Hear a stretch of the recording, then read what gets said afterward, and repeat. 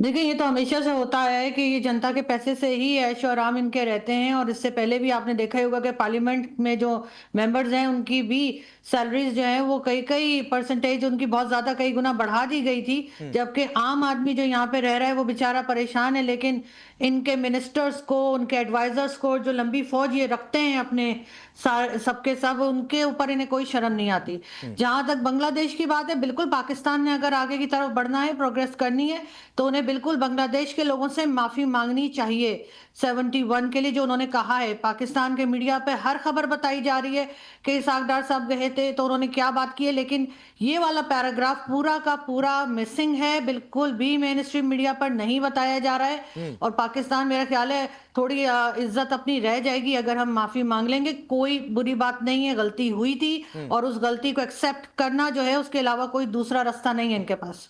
Doctor इरशाद आरजू कह रही हैं कि माफी मांगिए, दूसरा रास्ता बचा नहीं है।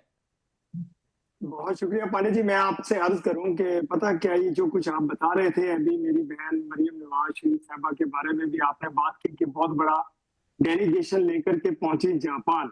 पहले तो मैं जवाब दूंगा, ये वो इसी तरह है जिस तरह के बांग्लादेश को अभी ये जनाब आरजू काजमी साहबा फरमा रही थी, इसी तरह जापान के दौरे को, मरियम नवाज शरीफ साहबा के दौरे को जो ये बताया जा रहा है, ये चंद अपोजिशन के लोग होते हैं जिनको शरारती भी कहा जाता है और दूसरे लफ्ज में शैतान भी कहा जाता है, जो लोग इस तरह के प्रोपेगेंडे करते हैं।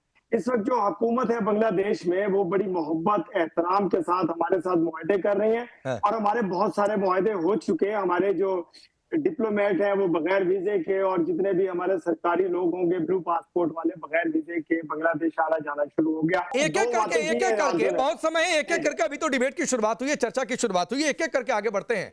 आप कह रहे हैं हमने ये मसाइल हल कर लिया, हमने ये मसाइल हल कर लिया। हमारे हिंदुस्तान में एक कहावत है, सिर मुड़ाते ओले पड़ना। पता नहीं आपके पाकिस्तान में क्या कहा जाता होगा इसे। वही हालत हो गई है। इशाक डार पहुंचे, वहां का विदेश मंत्रालय कह रहा है कि पहले औपचारिक तौर पर कबूल करो, माफी मांगो, फिर आगे का देखेंगे। ये आरजू कह रही है कि मेन स्ट्रीम मीडिया में पाकिस्तान के आप छिपा रहे हैं, दरअसल आप गड्ढा खोद रहे थे भारत के लिए, उसी में गिर रहे हैं। आप सुने, देखें, गड्ढा तो तब खोदा जाता है कि जब हम आपकी तरह शरारतें करें। हम तो आपका शुक्रिया अदा करते हैं कि नहीं, आज आप तो आतंकी हरकतें करते हैं, शरारत कहाँ करते हैं। पांडे जी बात पूरी करने में, देखिए, हम आपका शुक्रिया अदा करते हैं कि आपने सिंध ताज मुआहदे के तहत हमें अलर्ट किया पाकिस्तान को कि सैलाब आने वाला। आपका शुक्रिया कि आपने लोगों को जाने जाए होने से आपने अलर्ट किया और हमने उसका तहफ़्फ़ुज़ किया लोगों का। देखिए, हम अच्छे लोग हैं, पाकिस्तान बहुत अच्छा मुल्क है। जो अच्छा काम करेंगे हम उसकी तारीफ करेंगे, जो आप बुरा काम करेंगे, जैसा कि आरजू बुरा काम कर रही है, पाकिस्तान के खिलाफ बोलती है और बोलती रहेंगी, ये किसी दिन इसका खमियाजा भुगतेंगी। मैंने बार बार आपके चैनल पे कहता हूँ, खामियाजा भुगतेंगी। जरा इरशाद और आरजू को मेरे ना ना ना ना ना ना आगे धमकी पर। इरशाद नहीं, इरशाद धमकी देनी बंद करो। मुझे इरशाद भाई, इरशाद भाई धमकी देनी बंद करो, धमकी देनी बंद करो, धमकी देनी बंद करो, धमकी नहीं देनी। किसी को भी इंडियन चैनल के ऊपर आप धमका नहीं सकते। ये आप मेरे भाई हैं, आप मेरे भाई हैं, मैं आपको थैंक यू करता हूं, मैं आपके साथ हूं, लेकिन चैनल के ऊपर धमकी देना, इरशाद साहब, थोड़ा सा नहीं, मैं सुनूं कैसे? आप धमका रहे हैं, आप इसके ऊपर खमियाजा की बातें कर रहे हैं, इन्हें भुगतना पड़ेगा।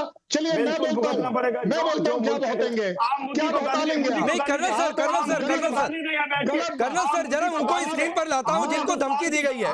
जरा आरजू को लाइए। कर्नल शैलेंद्र में आता हूं, कर्नल शैलेंद्र में आता हूं। आरजू काजमी को रखिए इसी फ्रेम में, मेरे साथ आरजू काजमी और डॉक्टर इरशाद को रखिए। नहीं, एक मिनट, एक सेकंड, डॉक्टर इरशाद रुक जाइए भाई, रुकिए। कर्नल शैलेंद्र में आता हूं आपके पास। नहीं, रुकिए डॉक्टर इरशाद, मैं आपको भरपूर समय दूंगा, एकदम आपकी कोई शिकायत समय को लेकर नहीं होगी, लेकिन मैं आरजू को फिर से लाता हूं स्क्रीन पर। जरा 3 लोगों का फ्रेम बनाइए। एक मिनट रुकिए। डॉक्टर इरशाद, आरजू, यही दिक्कत है पाकिस्तान में। एक सच्चा पाकिस्तानी अगर पाकिस्तान के हित की बात कर दे, जो गड्ढा भारत के लिए खोद रहे थे उसमें गिर रहे हैं, 1971 के लिए माफी मांग ले, अगर बांग्लादेश से रिश्ते सुधारने आपने बात की, तो कह रहे हैं कि आरजू को देख लेंगे क्या होगा क्या नहीं होगा। आरजू झूठ बोलती है। देखिए मेरी बात, कैन आई से समथिंग?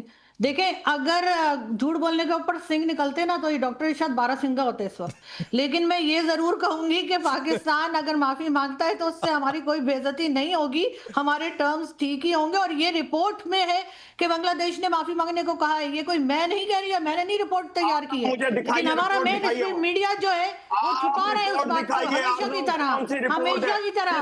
मैं आपको भेज दूंगी, मैं आपको भेज दूंगी मैं आपको। ये क्या बात हुई है, आपको पता नहीं है कि क्या लेटर मैं लिखे थ्रेट गए? नहीं करता हूँ, मैं आपको कहता हूँ कि आप वो बोला करें जो सच हो।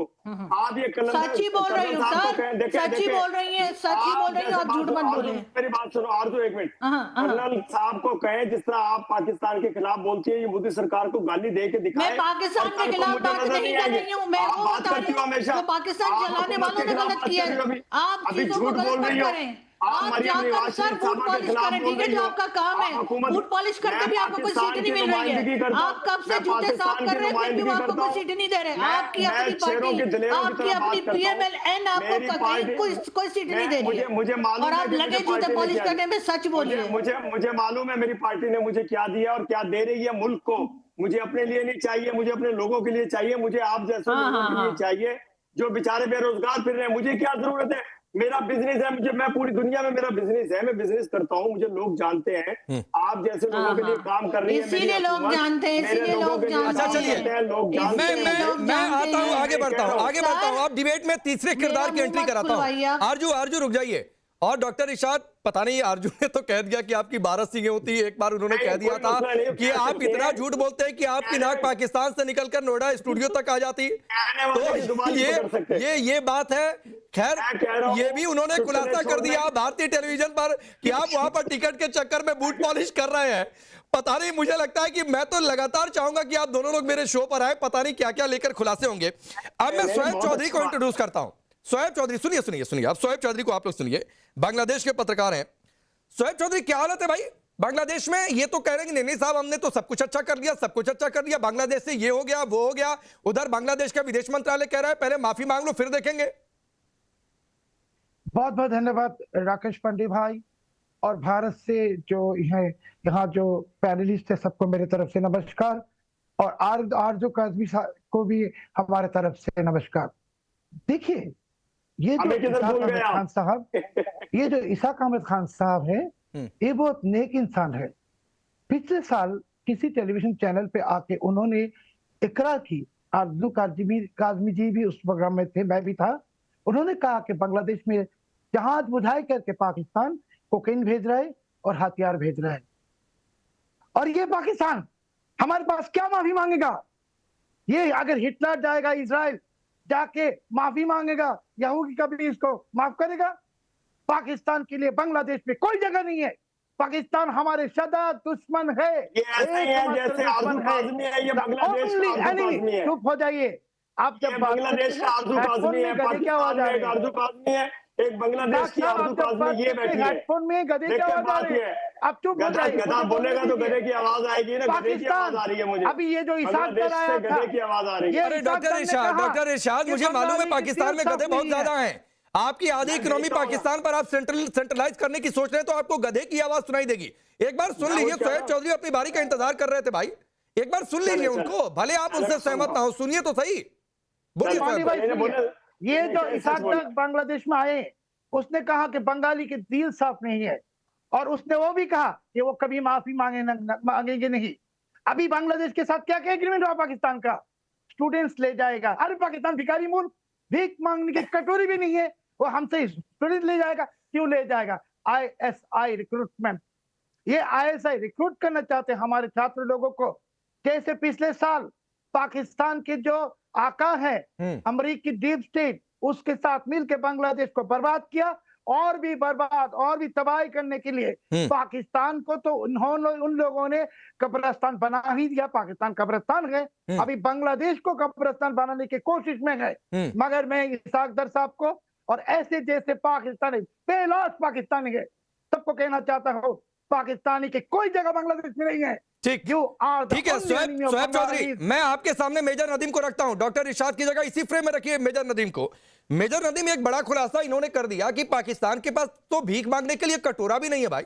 यानी भीख में जो 2-4 आने मिलेंगे वो कहां रखेंगे, वो कटोरा भी नहीं है, ये तो कह रहे हैं।